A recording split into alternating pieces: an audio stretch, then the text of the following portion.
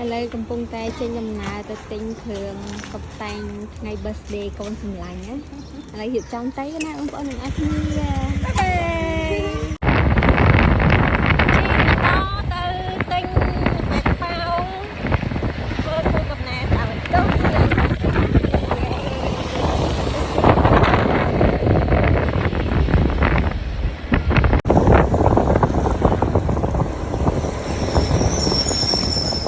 បងប្អូនថ្ងៃនេះគឺជាថ្ងៃខួបកំណើតកូនរបស់ខ្ញុំនេះជាវីដេអូដែលខ្ញុំធ្វើការពីម្សិលមិញសប្រៃគាត់មុនថ្ងៃអញ្ចឹងណាបងប្អូនចាដែលសារតថ្ងៃច័ន្ទរវល់មានពេលធ្វើឲ្យគាត់ទេអញ្ចឹងយើងធ្វើឲ្យគាត់មុនមួយថ្ងៃចាបងប្អូនចាអញ្ចឹងមុននឹងរៀបចំចាប់ផ្ដើមកម្មវិធីគឺខ្ញុំដើរទៅរកទិញពេទ្យប៉ោងហើយនឹងទិញ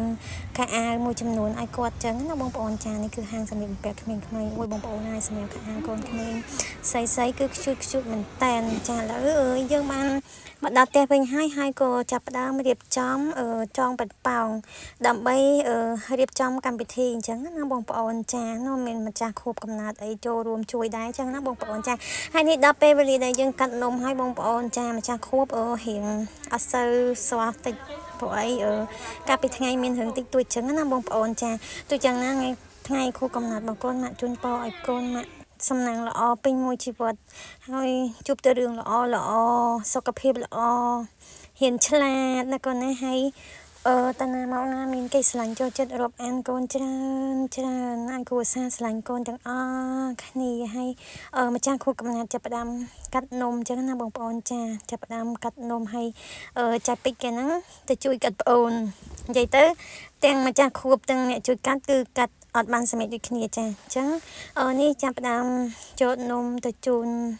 ពុកជូនម៉ែជូនអីអញ្ចឹងណាបងប្អូនចាអញ្ចឹងឲ្យគូកំណើតរបស់គាត់ចាគាត់ចាប់ផ្ដើមចូលនំទៅជូនគ្រប់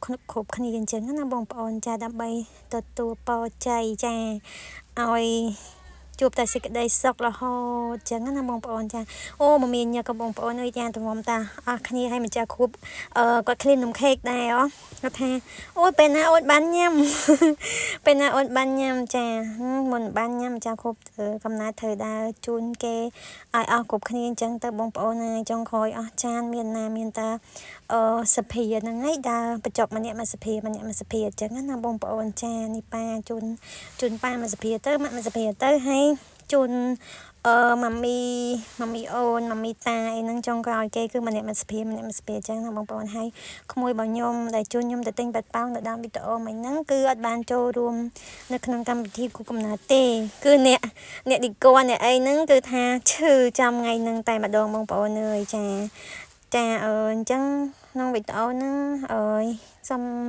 អត់មានអីទេបងប្អូនចង់ឲ្យបងប្អូនជូនពរកូនស្រីខ្ញុំម្នាក់ម៉ាត់អញ្ចឹងណាបងប្អូនចា